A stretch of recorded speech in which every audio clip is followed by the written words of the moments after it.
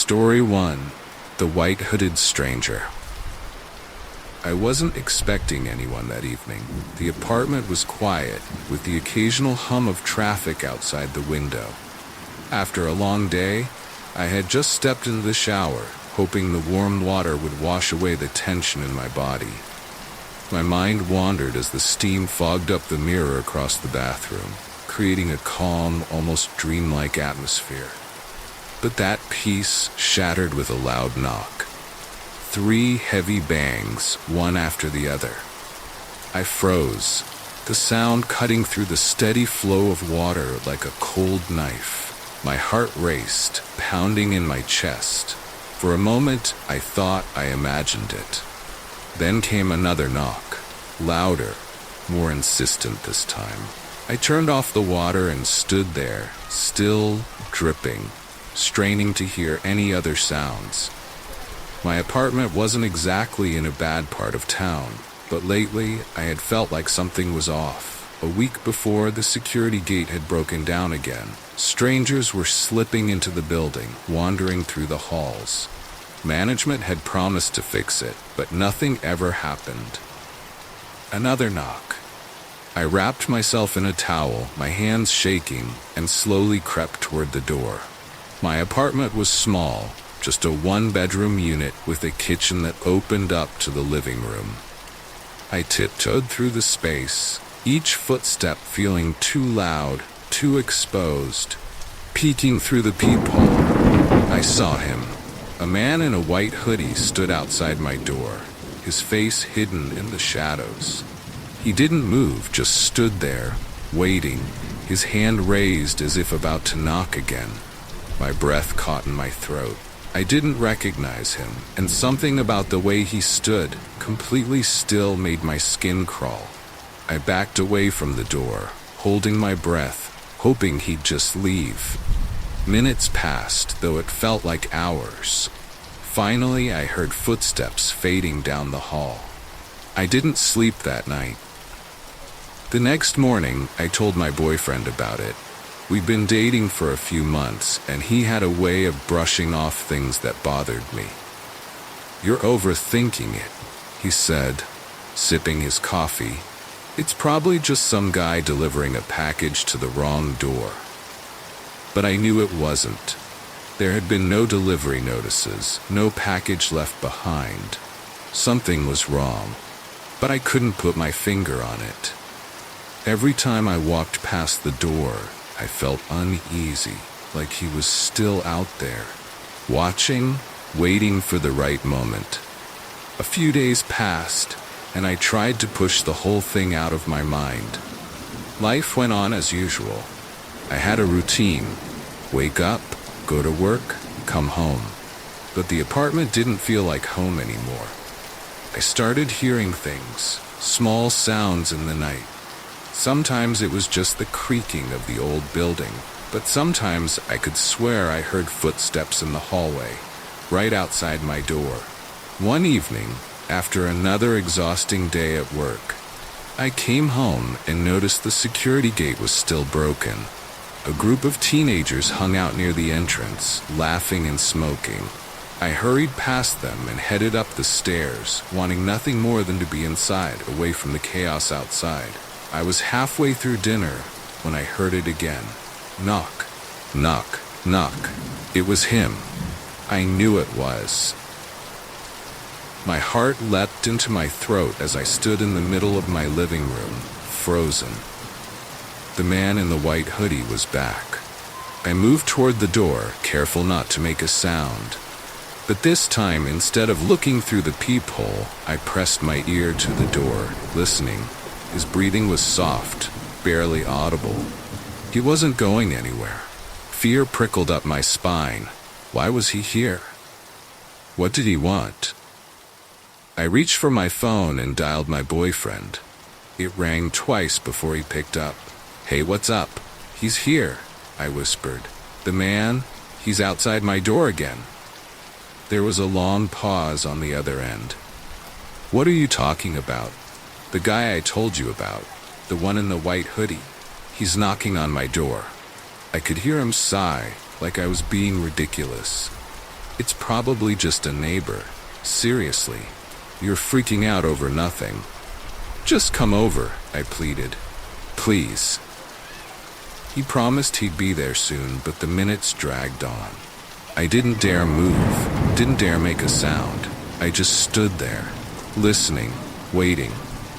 By the time my boyfriend arrived, the man was gone. See? He said, giving me a sideways glance. There's no one here. But I knew better. He had been there, and he'd come back again. The last time I saw the white-hooded stranger was 2 nights later. I was in bed, tossing and turning, unable to sleep. The memory of his knocks echoed in my head.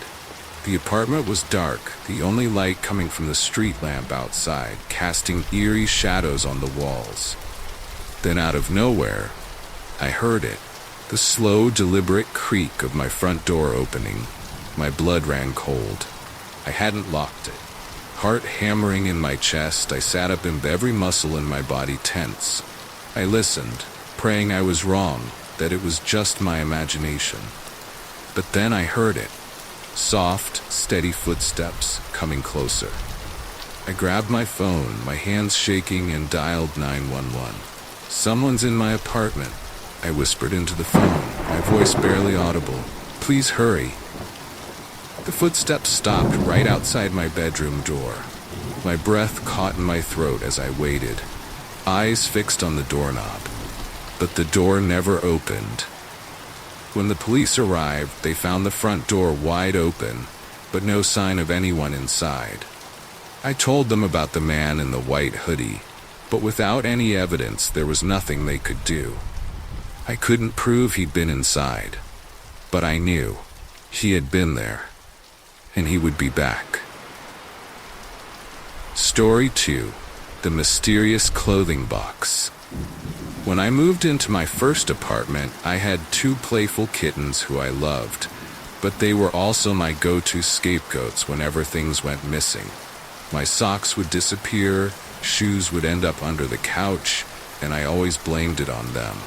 But something much stranger started happening. Every time I came back from class, my bedroom looked slightly off. Specifically, my clothing box, where I kept my undergarments, would be sitting right in the middle of the floor.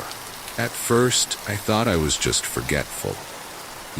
Rushing out the door to make it to class on time. Maybe I didn't put it back on the shelf. Still, it kept happening. The same box, in the same spot, every time. I wasn't sure what to think. Was it the kittens knocking it over? Or was I losing track of my own habits? But then I started noticing something worse. Some of my clothes seemed to be missing altogether. No matter how much I searched, they were just gone. Now, this wasn't like the typical sock that vanishes in the laundry. Entire outfits, bras, and underwear were just disappearing. One evening, while I was finishing up a homework assignment, my boyfriend called, saying he was locked out of his apartment. He needed me to come over quickly with the spare key I had to his place. I grabbed my coat, made a mental note of how I'd left every light on in my apartment, and headed out the door. I wasn't gone more than 15 minutes, but when I got back, the first thing I noticed was that all the lights were off. That didn't make sense at all. I had been so careful to leave them on, especially since I was already spooked by the weird things happening. I immediately called my boyfriend, and he rushed over.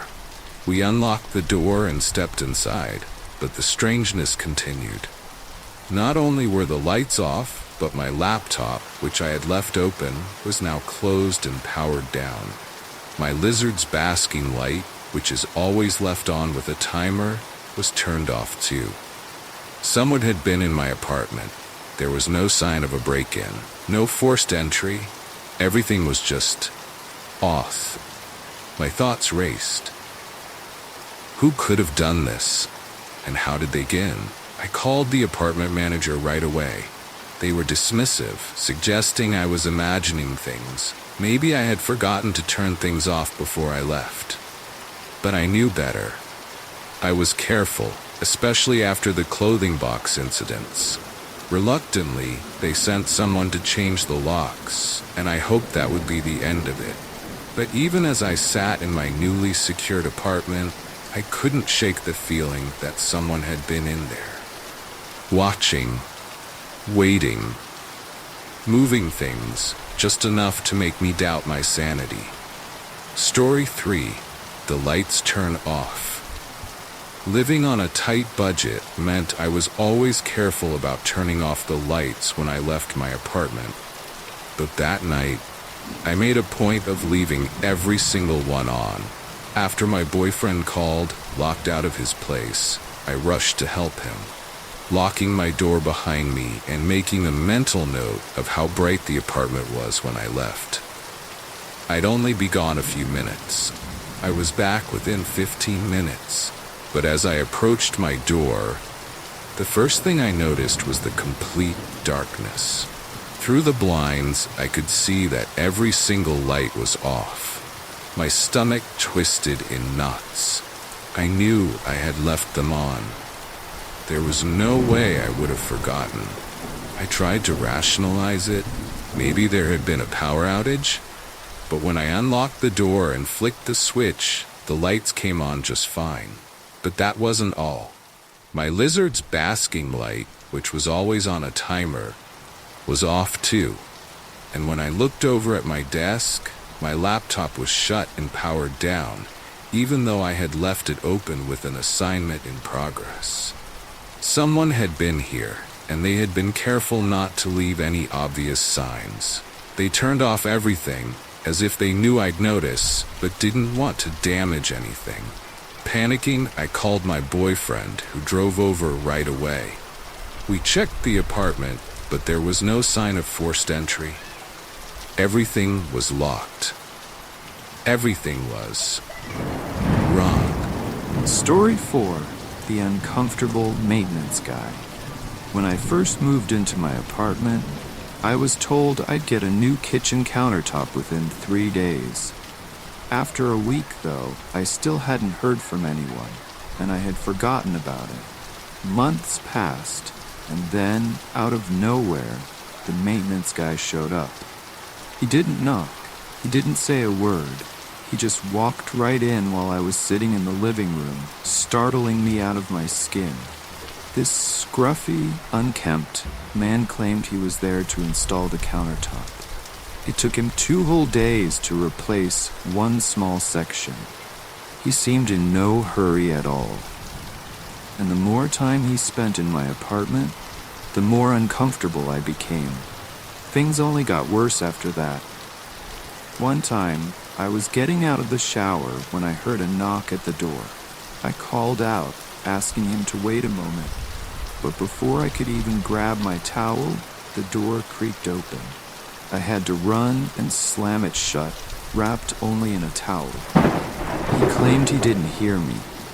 I didn't believe him. Another time, I came home to find a note from him, saying he'd been inside my apartment and made sure my cats didn't get out. But I had never requested any maintenance. That's when I marched straight to the office and told them I wanted at least 24 hours notice before anyone entered my apartment. I wanted to be there every time, but by then, the damage was done. He had already been inside, uninvited, creeping around. I began to notice little things out of place, things that didn't quite feel right. My home was no longer mine. Story 5. Confronting the owner. Years passed, and I tried to leave my strange apartment experiences behind. I was working as a leasing agent at another complex when the owner of my old apartment, Paradise Apartments, showed up. At first, I didn't recognize him. He was just an older man, asking questions and touring the property, pretending to be interested in renting. But when he casually asked if I had any opinions on other apartment complexes, especially Paradise, I felt a chill run down my spine. I told him I wasn't the best person to ask, mentioning I had probably left the only bad review they'd had in 5 years. That's when he dropped the bombshell. He was the owner, and suddenly he wanted details. He pressed me for information, asking about the maintenance guy I had complained about. I told him everything, all the suspicions, all the unsettling moments. To my surprise, he picked up the phone right there in front of me and called the manager of Paradise. Over speakerphone, the manager confirmed what I had feared. The maintenance man had been fired after repeatedly breaking into the apartments of single women. The owner seemed proud of his solution, but none of it changed what I had been through. When he asked if I'd change my review, I refused.